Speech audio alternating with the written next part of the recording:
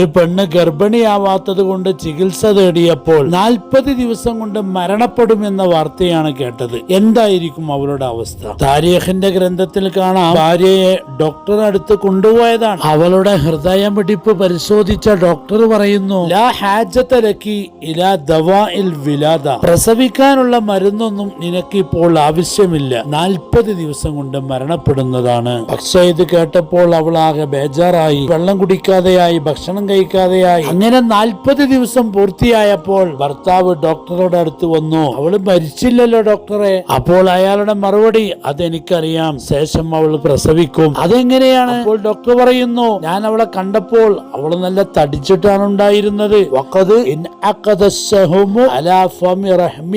അവളുടെ ഗർഭാശയത്തിന്റെ വായമുഖത്ത് കൊഴുപ്പ് കെട്ടിക്കിടന്നിരുന്നു. ഈ മരണഭയം കൊണ്ട് ഭക്ഷണമൊക്കെ ഒഴിവാക്കിയപ്പോൾ അതെല്ലാം നീങ്ങിയിട്ടുണ്ട്. ഇനി അവൾ പ്രസവിക്കും.